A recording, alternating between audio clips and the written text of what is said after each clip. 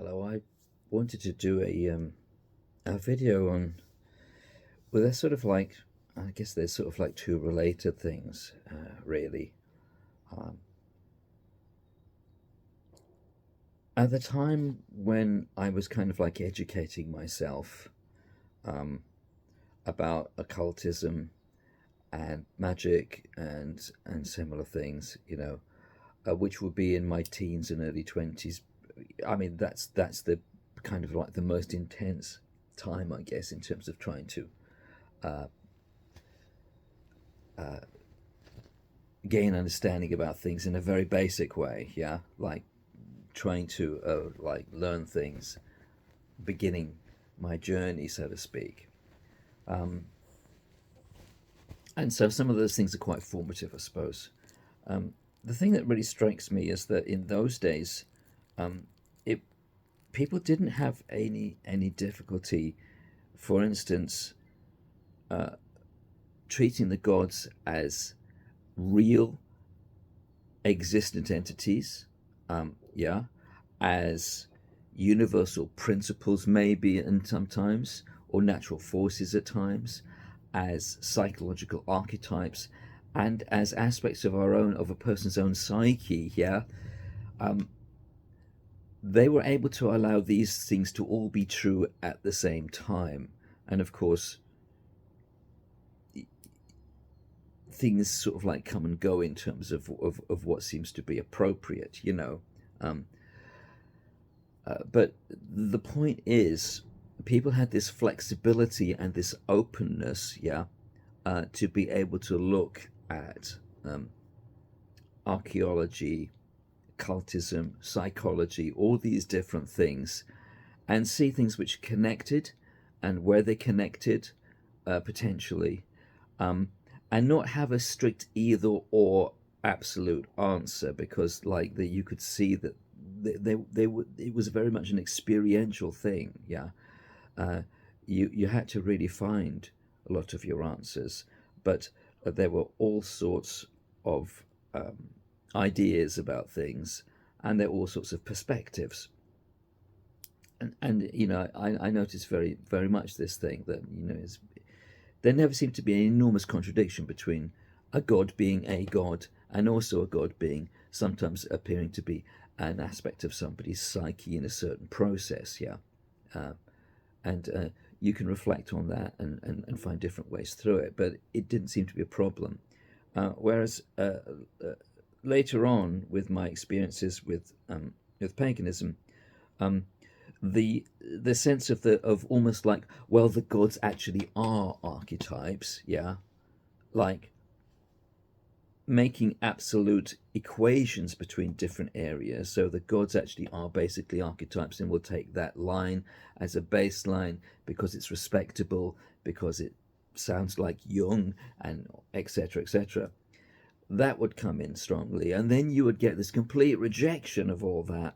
That we will try and be reconstructionist, and we will have the gods as being absolute entities, and how dare you consider them to also maybe be uh, a part of a person's psychology or act in that way at times. Yeah, for me that was a later development, and um, I like to come back to that openness of that original sense of things. Yeah, um, and that capacity to hold different things at the same time and allow different things to be true at the same time. Um, but one of the things I wanted to look into from that, because in a way it's linked, is the sense of, well, how do we contact the gods and the spirits? You know, um, and some people will say basically, this is all rubbish. You don't know what you're talking about. But I believe that people do have a great deal of contact with the spirits, and um, and that can include their relationships with the gods, no matter how stepped down it is. Yeah, it really includes people can have what are very very personal, intimate relations with, especially the gods of their heart, for instance. Yeah, um, even as I said, if you take these to be step down experiences or what have you. Um, and one of the things that really occurs to me is that um, I think that a very big part of our capacity to communicate with the invisible and to communicate with the spirits and gods is the imagination. And the imagination obviously is something which, um, for a lot of people, it's come to mean, well, it's just how you make up stuff which isn't true. Yeah, that's the sort of like the very materialistic idea of the imagination, or something that reprocesses experiences in various permutations. Yeah, uh, but I think the imagination is far more than that. And the imagination is, I think, in a way, a bit like a mirror that can be tilted to view different ways and to see different things.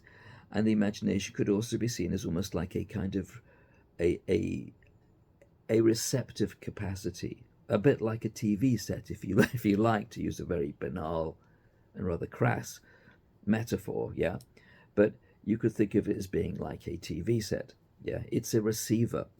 Yeah, and it can be a receiver. However, it's a receiver which is also part of us, subject to our feelings, our thoughts, and everything like this. So it's not a pure receiver, but it is a receiver. Um, uh, and when we have this communication with spirits and gods, I think we have two things coming together. There's the us bit of it, and there's the them bit of it, and they come together. And what we get, what we understand, what we experience is this melding and mixing of us and them. Yeah.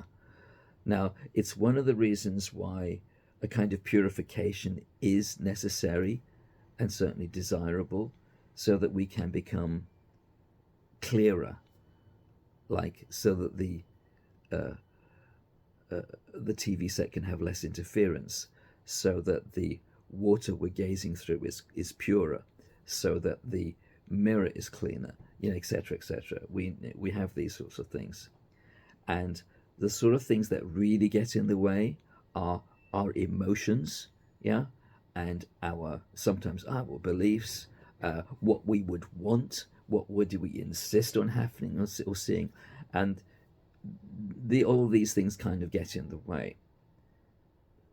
But if we clarify ourselves, purify ourselves with sincerity, the imagination can become purer, and then it can act as a TV set. It can act as a means of communication with the spirit world and with the gods, if they so wish. Yeah.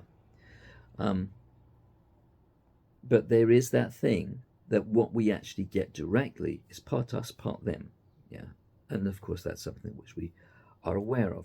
So we have to develop a knack of being able to hear or see true, understand the feeling of what it is when we're getting the them part of them, when we're feeling the them part of them, and then developing a translation device in ourselves, translation knack in ourselves, to understand what's coming through, if you see what I mean. That's how I kind of see that, really. Yeah. And so you can see how, therefore, in this sense, the gods, or you could say our experience of the gods, is at one and the same time independent entities, psychological archetypes for us, yeah, parts of our own psyches for us, because it tends to come in there somewhere. And there is this sense that the gods do form us in some sense, yeah, and and especially certain gods do somehow really form us. So in a sense, a part of them is a part of us, yeah. And this is something which I think we also find. Um, Now, the other thing I wanted to touch upon is the sense of like, um, are the gods really discrete? Like, this particular god under this name, that god under that name, another god under that name, and they're all completely separate, just like George and Mary and Harry and Jessica are completely different people. Yeah. So Are the gods like that, or are they, for instance, aspects of each other, and or of one thing, or etc., etc., etc.? What is it? Because you can get both these sort of things, yeah. And there used to be this saying, which was repeated by people quite a lot, which was Dion Fortune, which was that all gods are one god, and all goddesses are one goddess, and there is one initiator, yeah. And the god bit of that, people would people would people would repeat that, yeah, to kind of like explain this idea of the god and goddess of the witches, and an idea about deity in general, which is, I found it a bit odd because it seemed to be saying that there's everything's one aside from gender, which was like, that's a little bit of an odd one. Or is it that they're all just faces of one thing? Yeah, no, it's this is a tricky one in some ways because there is an experience called oneness of being, and in the experience of oneness of being, it's a very, very direct experience that there is one thing running through everything, whatever you want to call it. And I am not going to give it the God name, yeah, but there is one thing, this consciousness, this sense of a sort of a consciousness, which feels like a personage, one, and it's ecstatic, yeah. There is this experience of oneness of being, yeah. However, when people are talking about the gods in this sense,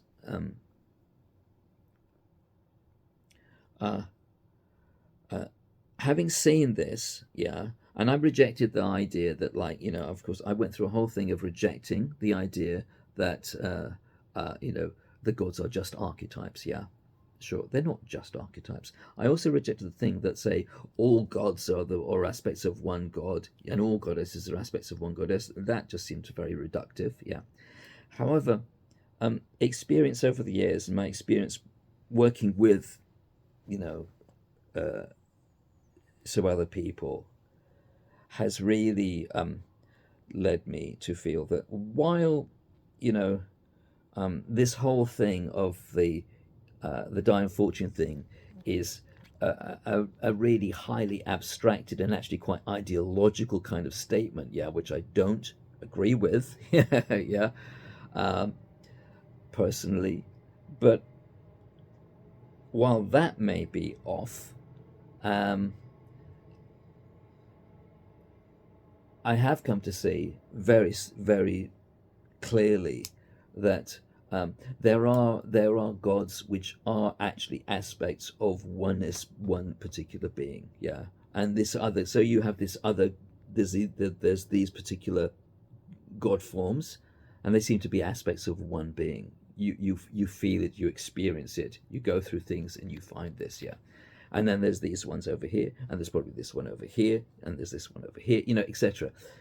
It's not that they're all aspects of one in that sense, because that becomes like a highly philosophical, mystical thing, which is something else, yeah. It's not that. And it's not that all gods are one god, all goddesses are one goddess, but there are deities that turn out to have the same personage behind those particular manifestations, and you can be surprised about who is who. So I do believe that, yeah. So it's, so if you were going to say, are the gods aspects of one thing, or or of two things if it's Dying Fortune? Well, no, not in that universal abstracted sense. But neither were these sort of like, like the Wiccans that I was like learning from. We called it witchcraft then, but the Wiccans that I was learning from reading their stuff, yeah, and from studying them, yeah. They weren't entirely wrong. They were actually quite close to the mark on a number of things. It's just that the Dying Fortune stuff was too theoretical, too abstracted, I thought. But they were actually pretty much, they were right on some things. They really were, as far as I'm concerned. And you do find that there are gods who are aspects of one particular deity, and goddesses who are aspects of one particular deity. Yeah. but we are dealing with experience. We're dealing with real experience. Yeah, we're not just dealing with theories, and so we find that it's more nuanced than rules of thumb that are brought up by people as a kind of like as a starting point. Anyway, that's all I had to say for today. I hope you're very well, and I hope you have a very nice summer.